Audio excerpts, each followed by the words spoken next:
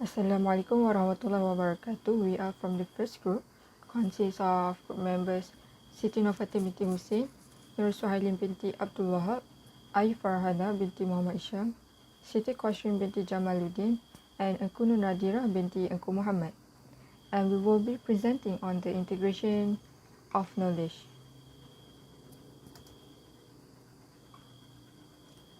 And this is how the flow gonna look like, starting from the definition, followed by how it happened, the challenge, and finally the possible prospect.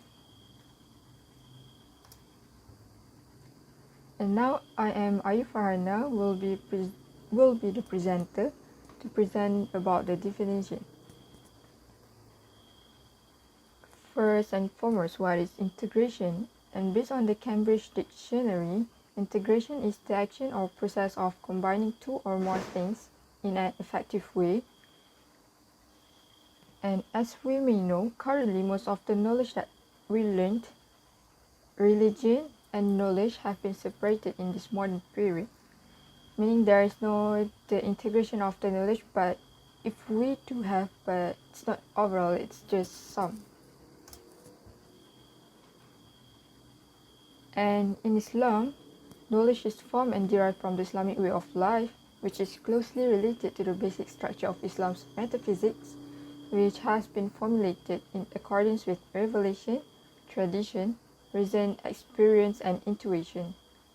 Islamization is an approach to combine all parts with Islam's philosophy of life or worldview, doctrine, principles, values, ethics, and norms, where there are ideas that are inherent to the concept of knowledge and the concept of God.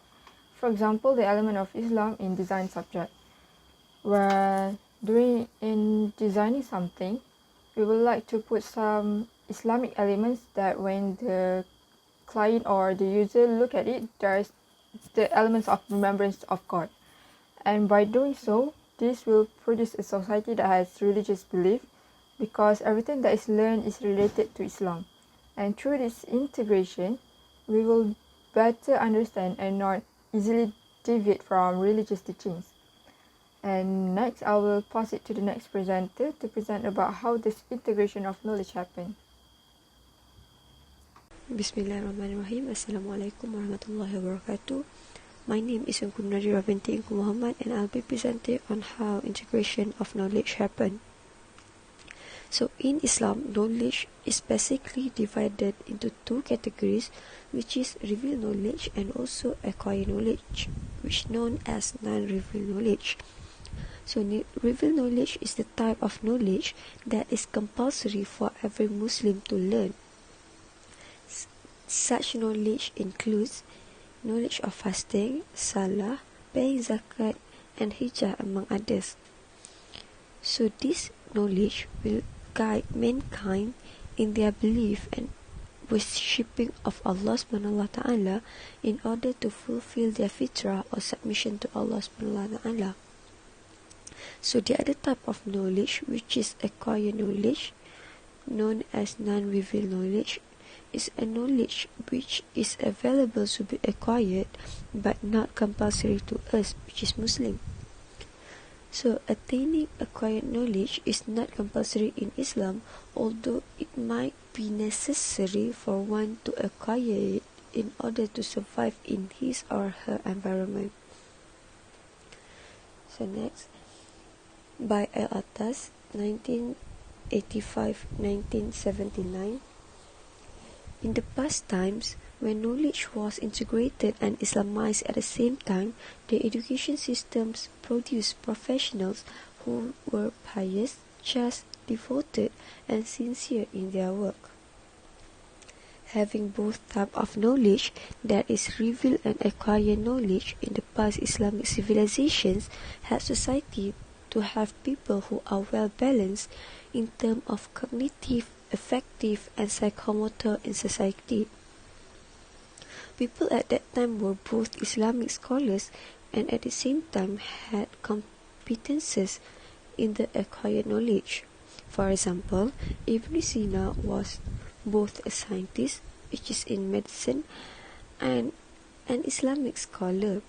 Imam Ghazali and many others was scholar in both reveal and acquire knowledge. The past Islamic civilization empowered people with both the reveal knowledge and acquire knowledge. At that time, Islam flourished to elevate the Islamic civilization above all other civilizations.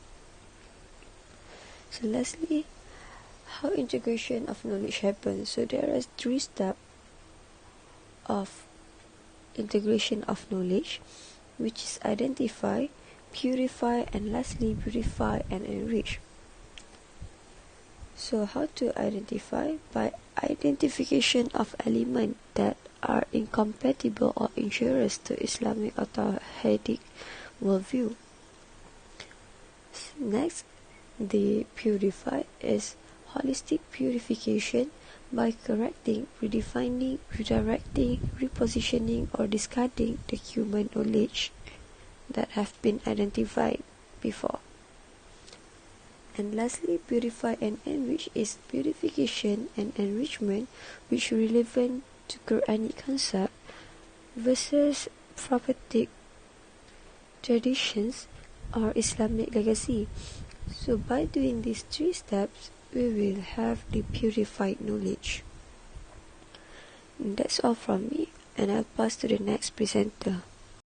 Assalamualaikum warahmatullahi wabarakatuh. My name is Siti Koshrin and I'll present the challenges from the integration of knowledge. So for the first part of challenges, I'll present about the local integration of knowledge, which is in Malaysia itself. According to Muhammad Muda, Islamic education in Malaysia has to go through various challenges in order to uphold Islam in this world arena. A variety of accusation and issues about Islam have caused many Muslims to be influenced by Western propaganda, which leads them to slowly stray away from the teachings of Islam. So his article focuses on the four key challenges and realities of Islamic education in Malaysia today. So the first challenge involves the government or the Ministry of Education to coordinate existing school curriculum so that it is in line with the requirement of the universities. Candidates with Islamic studies background have limited choices of programs offered at universities. This is because the subjects taken at school levels are incompatible with these programs. As a result, these students do not have the opportunities to take up other disciplines such as science and technology. So it is only programs pertaining to Islamic studies are offered to them. Therefore, those responsible in designing the school education system need to look into this and take measures and initiative to review the current syllabus so that it meets the needs of the programs offered at the higher institution of learning. This recommendation is in line with Abdul Shukur Haji Hussein's statement in his article that appreciation of knowledge should not be limited to mere Islamic studies but also serious emphasis on modern sciences and technology. Next, the second challenge involves graduates competing for employment opportunities. In this era of globalization, graduates are required to be well versed in a variety of disciplines and skills to attract employers to offer them jobs. Islamic studies graduates have been seen to have basic ethics, values, and integrity of Islamic knowledge, but current employment sectors require other additional skills such as interpersonal skills like communication skills and information and communication technology ICT in their job applications. Therefore, there is a need to integrate all these additional skills at high levels so that the skills needed for employment are met. So in this regard, the recommendations are likely to have positive impact on the graduates in facing challenges after graduating, especially for for the Muslim graduates. The next challenge is to design a holistic integrated co-curriculum that encompass Islamic studies as well as the other fields of modern knowledge. Abdul Shukur Haji Hussein in his article says that it is time for the Muslims to master not only knowledge of Islamic tradition but also that of modern sciences. So its purpose is to help Muslims achieve success in life and rebuild the weak Muslim structure in order to create a new generation of knowledgeable and skilled Muslim. So it is time for Islamic studies courses to be integrated with other professional courses such as accounting, engineering, medicine, counseling, and others. So this recognition is in line with national higher education strategic plannings that is launched by our Prime Minister Malaysia on 27 August 2007. So the concept of human capital embodied in the program is in line with the philosophy of national education in the Education Act. So this involves develop individuals' potential in a holistic and comprehensive manner to produce a balanced community who is intellectually, spiritually, emotionally, and physically stable. The last challenge that I want to highlight is to put Islamic education parallel position with religion and also in the industry. So Islamic education on the element that can push um, Malaysian vision of 2020. So one of the visions is contained in the vision is to create a labor force that is not only knowledgeable and skillful but also with high morals and ethical standards.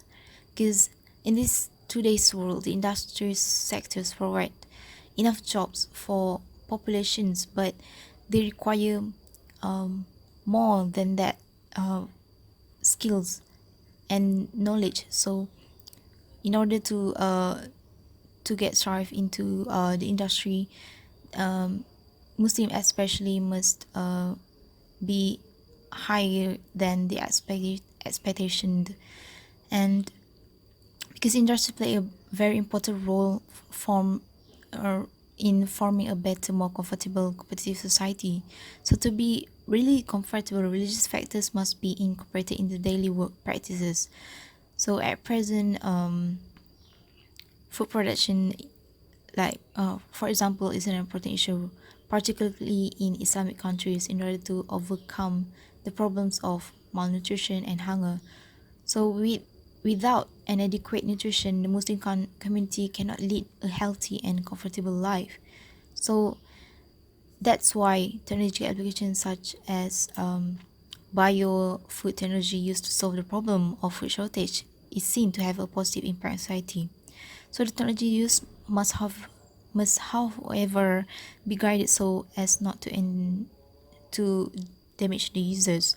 Thus, knowledge of the Islamic regime applied in industrial sectors lead to a more cautious use of technology. So next, I'm gonna continue with the challenges. So the continuous of the challenges we have are the 5, 6, and 7. So let's go straight to the fifth challenges, which is convincing the right knowledge. People nowadays are exposed to the internet where they can search or find information or even learn something new. But that become our challenge because we need to learn about how to know where it is correct information, knowledge, and how it is determined to be one resource as reliable. Some people, some people just believe whatever they saw without have the second thought to check the source of knowledge. This is quite an issue because we need to stop the mindset that everything that we saw must be true because we need to have a sense of doubt. So we can always check the source of info and even knowledge whether it is good or not. So if this challenge was implied, the worst case can come is when people are more trust the famous influencer rather than the actual person who are more expert about the knowledge itself. And this can cause the misinformation and even worse the spread of fake news. We all know about the effect of fake news, right? So if we believe the wrong person, we can misinterpret the knowledge itself. That's why it's important for us to check the source of the knowledge. And the next slide. is culture and religion influence. Religion are something that we cannot control and ignore because it is related with one's lifestyle. The implementation of new knowledge that simply has something different than what their religion show might have some issue because it will make people from different religion has trouble to adjust with the new norms.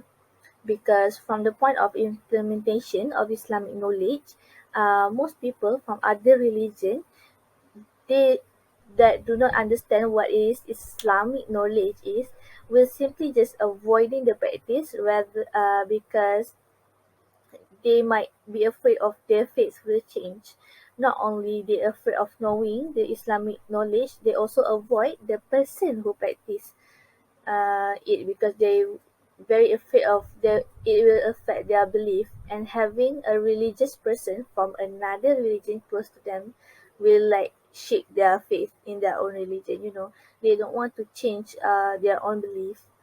So next is how to overcome such challenge is the best that one can do is by having a strong faith to our religion so it won't be affected by the outsiders, and the other religious person also should not force people from other religion to accept their teaching fully, because we need to know that some people have limitation due to their religion. Okay, for the seventh challenge, which is the lack of development and technology, there's some cases that we found that some small country that implants the Islamic knowledge as their such as Revelation as their main academic, they're having some challenge due to students are far more interested in promoting political and regional rather than science and technology. This become an issue after a long time because the future generation become unaware about the importance of another branch of knowledge and just focusing on one. This will create a future where generations are lack of skill to develop a society because majority of them are not equipped with the right knowledge and even understanding about other religion.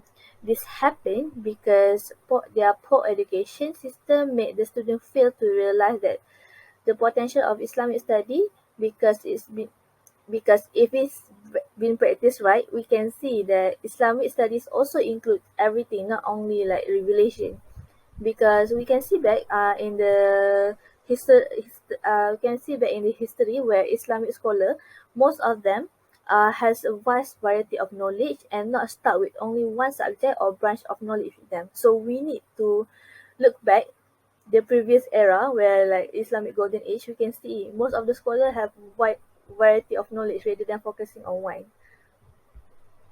So the last point, which is the lack of time and financial resource. Why this is happened? Because this particular problem happen when people from the unfortunate background, they will choose to invest their study on course that has high rate of employment, engineering, architecture, some more science based because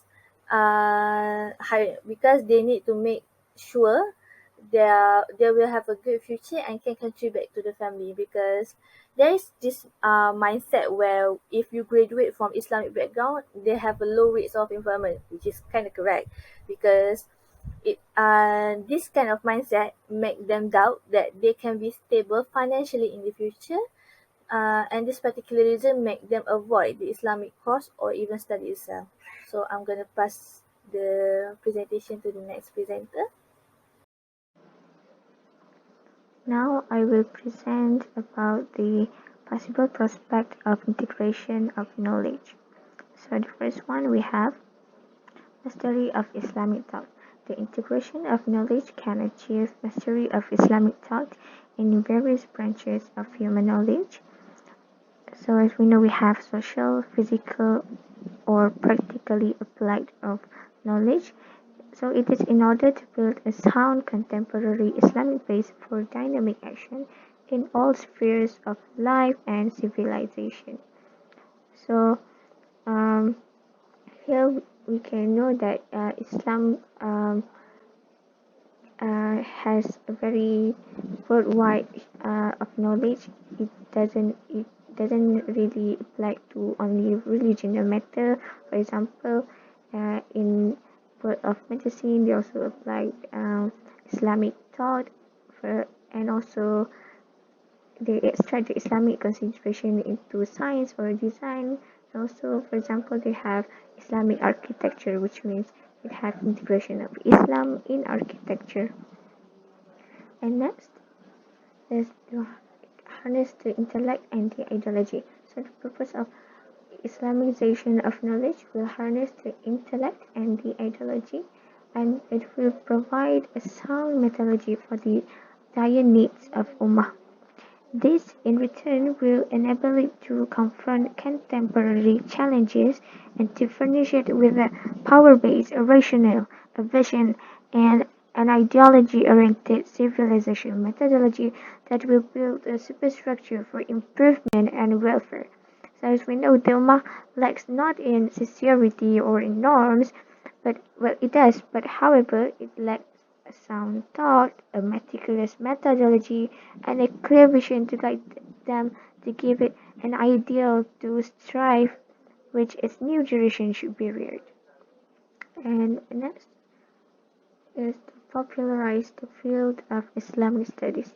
So the integration of knowledge explains that Islamic studies covers various types of studies not only in religion matter.